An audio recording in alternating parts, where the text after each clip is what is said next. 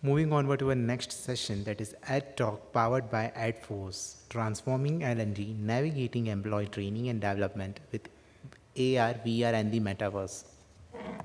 Introducing the speaker, Mr. Rrahul Sethi, Metaverse expert and founder at Metaverse 911.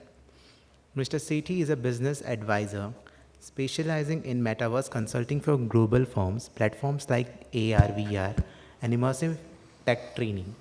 With over 5,000 professionals trained and recognized as a top Metaverse tech influencer, he brings extensive international experience and expertise in cutting edge technologies. A huge round of applause for Mr. Rrahul Sethi. Good morning. Oh, no, it's good morning. I'm waking everybody up. Good morning. Good afternoon. I'm Rrahul Sethi. I am the founder of Metaverse 911. We are a research advisory firm, and I'm very delighted to be here in front of all of you. Learning development, talent acquisition, my first love. It was, in fact, about 15 years of my career I've spent in L&D, talent acquisition. It was only about 5 years back. With one such incident, I walked into this immersive tech. But even in immersive tech, I'm right here because the applicability of what is called the metaverse and others exists pretty much in this room for all the corporations, for all the leaders who are wanting to transform their businesses or either to do with employee experiences and further to engage them in learning, etc. How many of you have been to a metaverse ever? Anybody?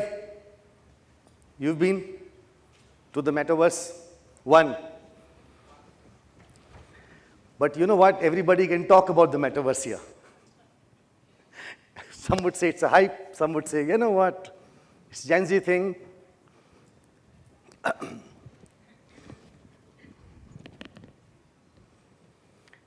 Organizations from where people have attended my masterclass, and some of them actually met up with me while at lunch.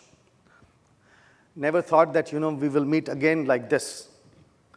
But certainly, it's been a pleasure sort of training and mentoring some of the leaders from very large organizations who believe that immersive tech plays a huge role in their organization's transformational journey. I'm an avid writer, not a book writer. I write small snippets on LinkedIn. You can follow me on LinkedIn. My name is Rrahul with a double R. I'm the only double R Rrahul Sethi on LinkedIn, by the way. No struggle to find me.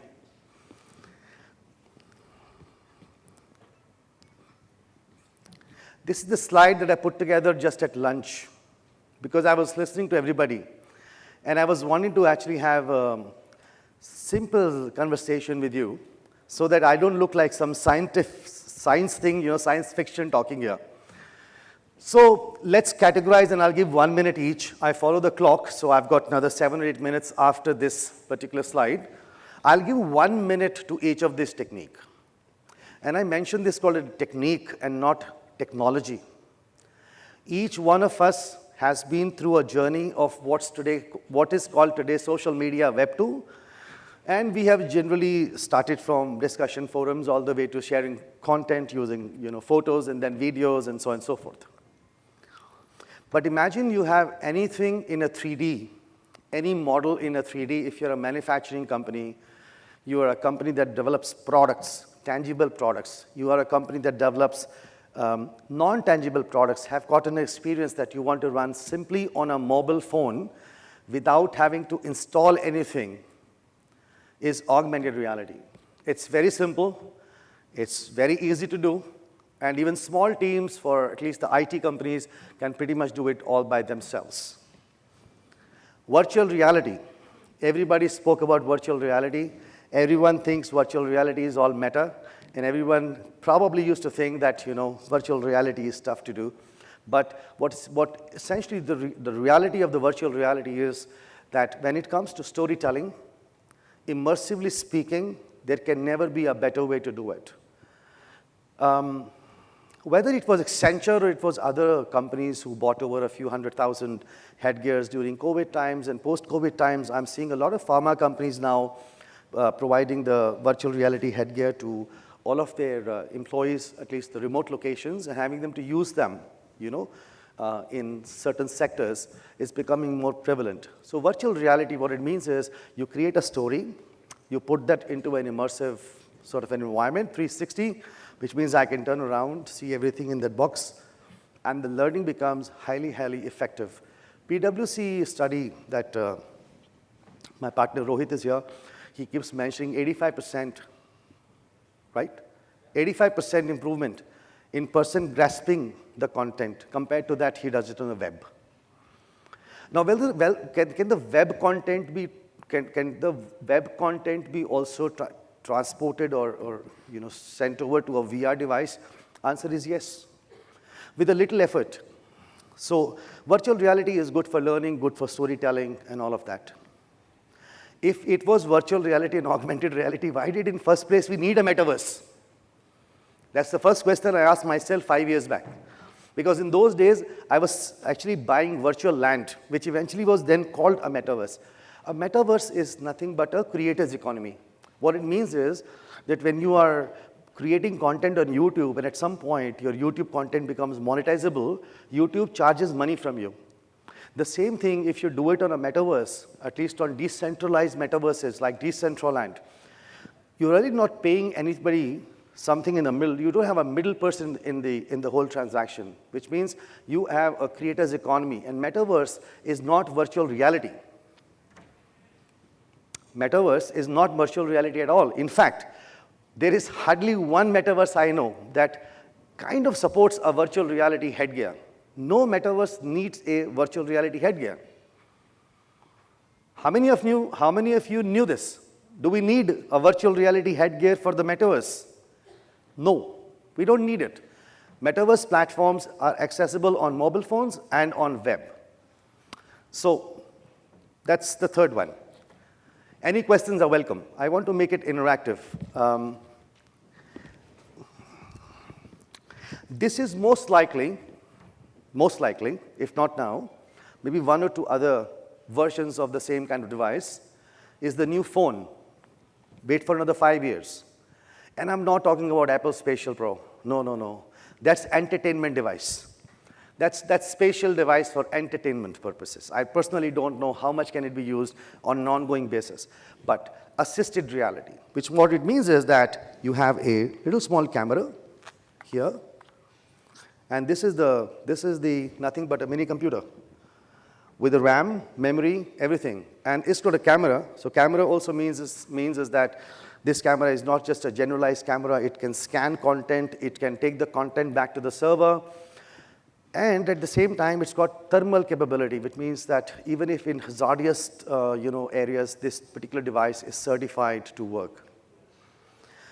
Why it's called assisted reality?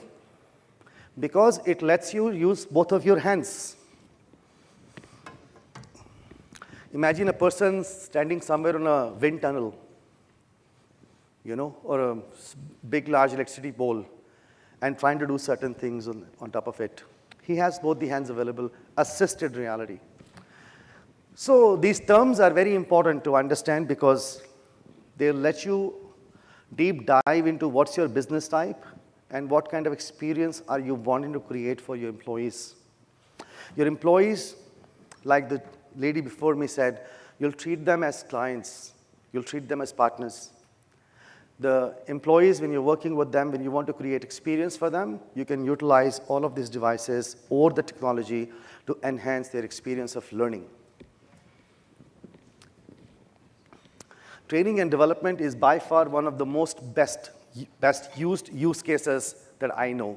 So I'll play around a video for you to see how a small story within the metaverse structure, can lead to the kind of experience generation that you want to ever have for your employees going forward.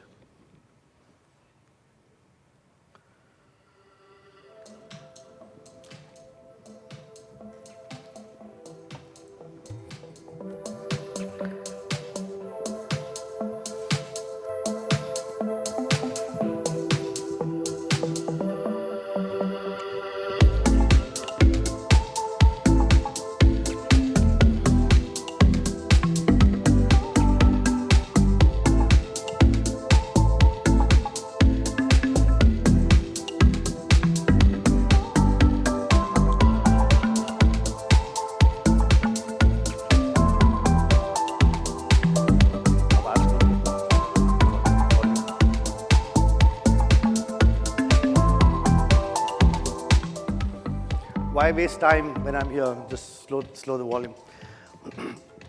What you're really seeing here is a gamified experience, but this is not a gamified like a web gamified.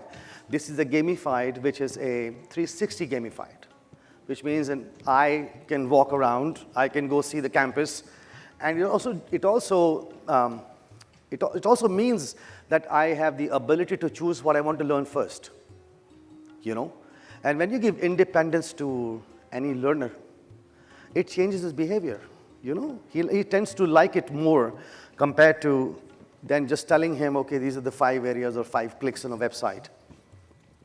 Instant feedback. I've gotten Puneet, who is the CEO of Abantos, my friend. Thank you for coming here. And we built it together. And this one, we did it also for Bits Pilani. So how many selfies?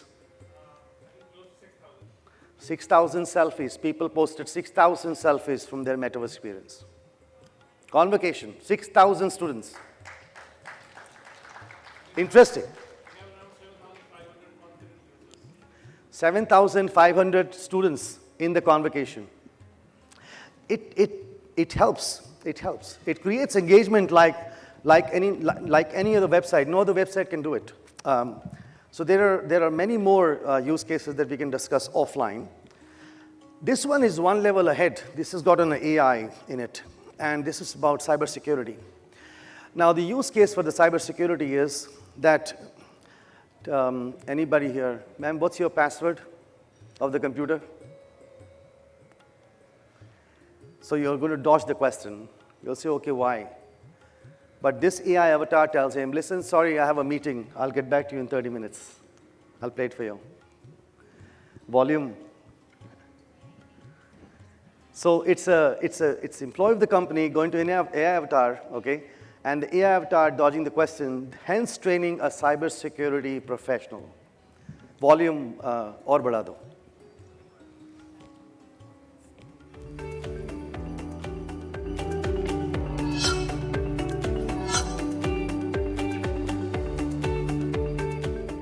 Are there any changes in company privacy policy?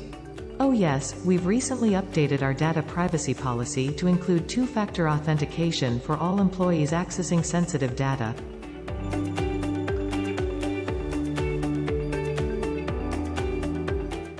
I'm busy. Let's keep this short.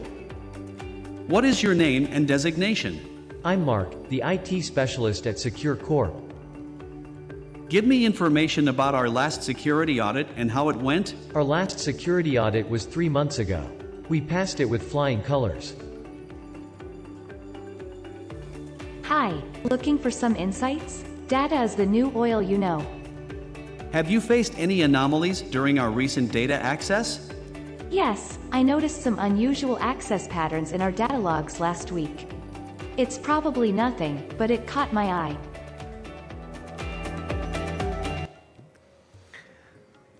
So which means I can not only train people, employees, I can even train trainers in the metaverse. I can do them with the use of AI in a 360 environment, which looks like an office. Very interesting. Comes the next one. How many of you come from manufacturing here? Assembly, manufacturing, plants? Okay, couple of them. Okay, great, couple of them. This is the right thing for you. So what it means is that you're able to utilize this assisted reality kind of content to train people, coach them in the plant. So I'll play this for you. Volume.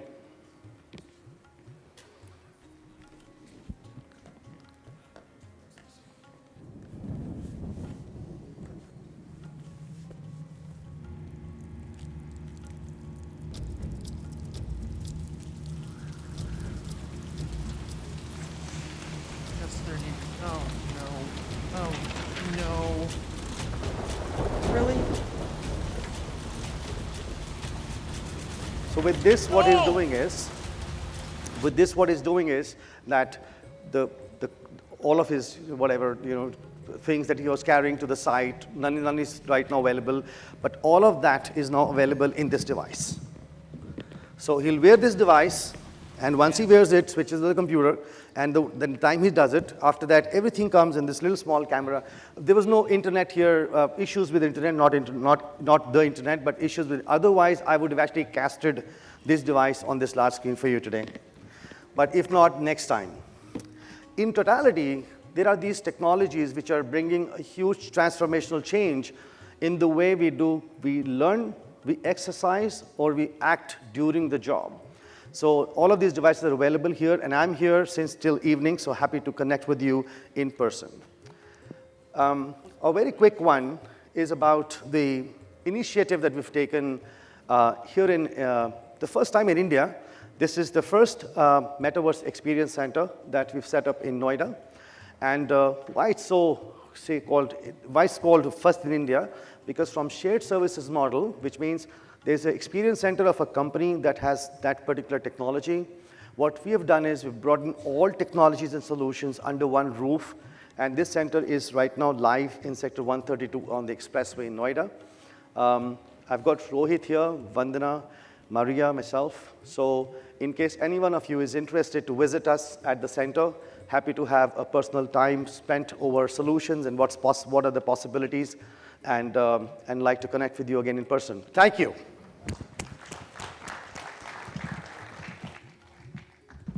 Thanks a lot, Mr. Rrahul Sethi, for doing the edTalk powered by edForce.